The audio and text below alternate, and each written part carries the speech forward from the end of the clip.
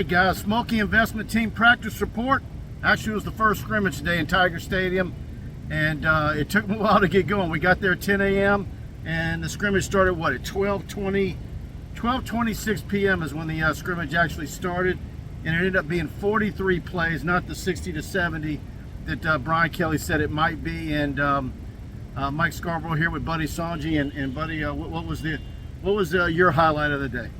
Happy Saturday, everybody. We started Saturday morning, as Mike said, Saturday afternoon here. Look, we keep talking about it, Mike. It's long, it's hot. You want to get these guys acclimated. They've had 6 straight days of practice. We had off yesterday and Thursday.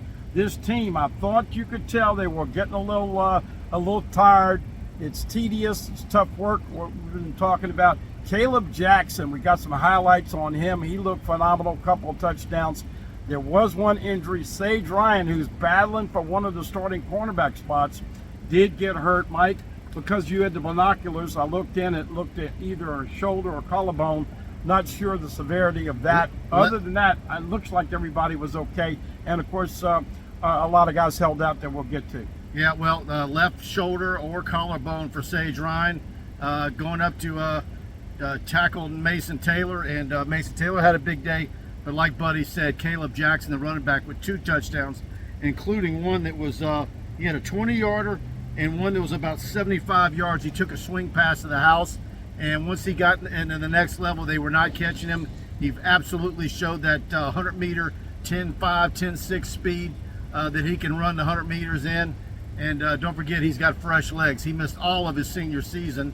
I was there first game on a Thursday night at Olympia when he got hurt last year. And so he certainly looks the part. You know, we keep talking about Trey Holly and all the running backs, but you know, can Caleb Jackson break through, and can he be one of the guys that gets some reps this fall? Look, once again, the guys that you expected to be held out were held out. Josh Williams was a no-go. Armani Goodwin a no-go. Obviously, Logan Diggs a no-go. Mason Smith a no-go. And so you've got some guys that they know what they can do. They played a lot of football, those 3 or 4 mentioned running backs. So Trey Bradford's still running hard. Caleb Jackson, I think, probably opened up some eyes. As you alluded to, Trey Holly still very smooth. And I'm going to make this prediction, 15 days away, that Noah Kane will probably be your starting running back on the night. They're going to play a bunch of them anyway, but the guy was here through the spring. He's been here through the fall, and number 21 has appreciably improved his speed. I want to say 21.5 miles an hour or whatever he's running now. But look, it was not something that jumped out off the screen because, man, after waiting 2 hours of the warm-ups, this is a long day for them. So I think from here on in, Mike, after this, you're going to have depth charts established. Not that they will publicize them because Brian Kelly doesn't want to do that, but you're going to start to see it with the reps. Mason Taylor. Oh, by the way, no Pimpton today as well. No Mac Markway today as well. No Landon Ibiata. So bumps and bruises, but once again, the big news, severity of Sage Ryan and his collarbone or shoulder. Those guys that Buddy just listed off are up on the bikes today. Looking at some of the first teamers, and it was some ones versus ones to start off the scrimmage action. Because of Mason Smith not being a full 100%, you had Savion Jones, Jacobian Guillory, Wingo, and Ovio Gofu were your front 4 for LSU. And then looking at your wide receivers, your first receiver set was Lacey, Brian Thomas, and Malik Neighbors. Yeah. And so little Aaron Anderson with the 2s, but also saw him a little bit with the 1s. By the way, Aaron Anderson, I watched him even better. I see why Coach Kelly was so confident. Really now seamlessly coaching up and catching everything. It looks like it's all coming back to him.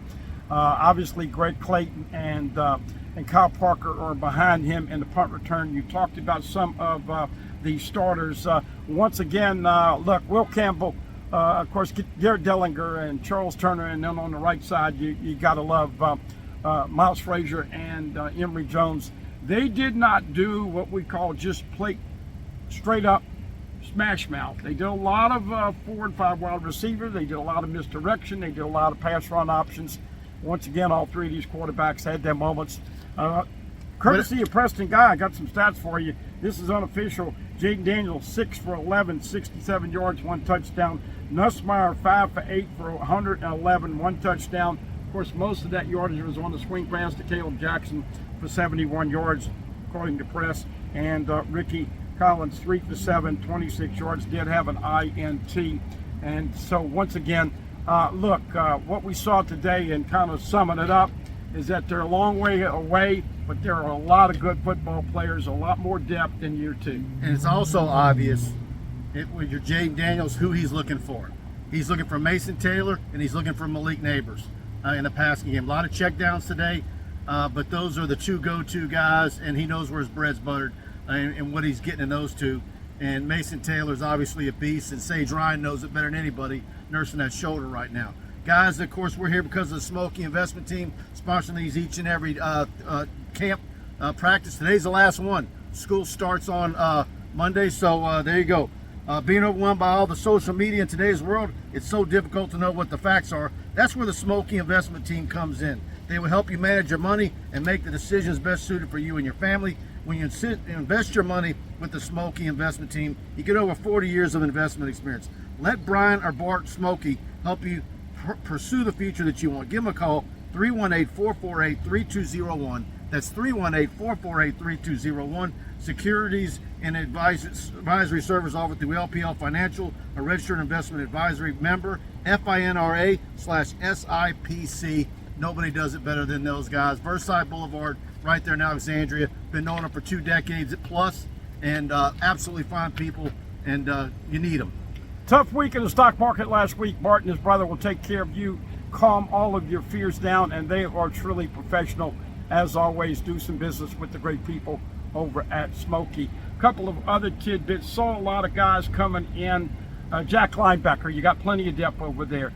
Ovio Gofu, Braden Swinson, and Jackson Howard. Once again, Savion Jones. I don't think we're saying enough about Savion Jones, man. You talked about this guy coming out of high school. This is looking like this is going to be his year. Tank Gilry got a case of the screaming red ass today, and threw his helmet down. Got threw his helmet down and got talked to a little bit. So once again, temper's still flaring. I guess you and Moscona were right. We said there wouldn't be another fight. Wasn't an actual fight. No, there's some pushing and shoving for a little short bit there. Everybody's getting a little chippy. They will have tonight off, tomorrow off, and then Monday off. I can guarantee you, Mike, they will look appreciably quicker the next time we see them, which of course will be on the night of September 3rd. Guys, if you're enjoying this practice report, scrimmage report from the Schmolke investment team, do us a favor and hit that like button. Very much helps us with the YouTube algorithm. And of course, go to tigerbait.com and subscribe. $1, you can try us out for a week, get all of our premium content. We've got a lot of position previews that are about to roll your way as the season approaches. And of course, next week we've got Jamboree action. 2 or 3 of us are going to be out all next week shooting prospects. And it's here. It's high school season gets underway. Jamborees next week. And then the first week of week 0 college football next week. And then, of course, the following week is game week. And it's all here. And it happened in a hurry. By the way, if you want to know why week 0 is called week 0, is that because that is the opening of college football. Next Saturday, Notre Dame and Navy in Dublin, Ireland. The only SEC team to play next Saturday is Vandy against Hawaii. By the way, got to give another shout out to 17, Chris Hilton. He's had a hell of a fall camp. Had a touchdown reception, I think, today. We know Aaron Anderson. Aaron Anderson did have a drop, but man, I'll tell you, you're going to see him in slot. You're going to see him in space. And we can't get into any of the intricate details. But they had some forward from 5 wides, and they're going to do some stuff that a lot of people have done before. I see Mike Denbrock and Brian Kelly having a bunch of options on plays to call. But Caleb Jackson, man, what do you think? Does this ascend him on the depth chart? How do they handle all that? And of course, don't forget now, you're still waiting on Logan Diggs, Josh Williams, and Armani Goodwin to get 100% help. There's no denying Caleb Jackson's power, his size, his speed. But does he know blocking assignments? Does he know where to line up? Does he know all the plays? How bad is he swimming right now? But if you can bring him on, it's going to be a big deal. Certainly, he would even have been further along had he been a midterm graduate. But one thing we haven't talked about, Brian Kelly was right. He was accurate, transparent. Denver Harris was out there today. We spotted him very early on looking for him, and he was out there today. I didn't see much. No. He Again, was out there, but that's about all we can say. He didn't really. I didn't see him in the threes on the depth chart. Now, here's the interesting thing: Sage Ryan was actually running with the ones at corner. He could play corner. He could play safety because of the situation at corner. They moved him over to corner. Got hurt. That is going to make Deuce Chestnut be number one. Obviously, Zy Alexander's been, I think, as consistent as anybody out there. Chestnut has a good day and a bad day. I think Zy Alexander's LSU's best corner. I do too right now. Of course, we know 26 Ashton Stamps is coming on, and once again, in the defensive backfield, you're going to see a lot of Greg Brooks, Major Burns, and Andre Sam, who once again he looked good. Had another good scrimmage, Mike. And we got to give a shout out to Welton Spotsville, who entered the scrimmage with an INT. How about that? Welton Spotsville, mark it down. Number one in your hearts, what's it in the program? Was he 40? 41. 41. There you go. Hey. All right, guys, it was bound to happen. If you see the camera overheated. Finally, I was waiting for it to happen, and it did. But we need to go ahead and wrap up this Schmolke Investment Team report. And anything else you want to add in closing, buddy? It's getting hot in here, folks. It is hot. The camera shut us off, not only with my ugly mug, first time it's ever happened with us doing a report. I was just saying, Damian Ramos looked very smooth kicking the football. He's not a kickoff specialist. Dybert is the guy that does that. Aaron Anderson and others on the return game, but the kick game looks good. Special teams is going to be appreciably better. Once again, Caleb Jackson got to figure out how to get him the ball. Maybe not the first game, but down the road, 26 is going to be a factor. And as always, a ton of depth at wide receivers. But I think the biggest concern now, Mike, as we wrap up the report today, what kind of moves are you going to make? Do you look at Toviano at corner? Do you do some tweaking? Because Sage Ryan was moved from a safety spot to corner. Now he's out. Don't know how long. Once again, we've been telling you since the spring and fall, corner, corner, corner. There'll be a lot of emphasis with the defensive mind trust to try to fix that. Well, like we said Wednesday night, the first thing you want to know when you come out of scrimmage on Saturday is, was anybody hurt? And hopefully what Sage Ryan suffered today isn't anything major, and it's something that just a stinger or whatever it might be. Hopefully it's minor, and because he is an integral part of what they want to do in the defensive backfield.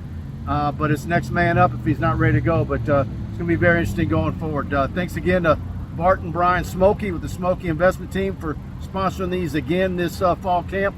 And also thank to my compadre here, Buddy Songy, for being a part of these with me each and every practice report. Anything in closing? Just as always, we enjoyed it. And look, a lot of vanilla out there. You're not going to see any trick plays. Yeah, they worked on an onside kick. They worked on recovering onside kicks, all of that stuff. But very, very vanilla. Big crowd out here, TAF, jobbers, and others. And so I think the message today is a long way to go, but they will get there very quickly. Your football team is ranked number 5 in both polls. People are going to be excited to see what they can accomplish here in the next couple of weeks. And we'll update, I'm sure, on the message boards any tidbits that we pick up after the scrimmage. All right, guys. Thanks for tuning in. Y'all have a great weekend. And hit that like button and subscription button and notification bell on the way out. Thanks, everybody. Later.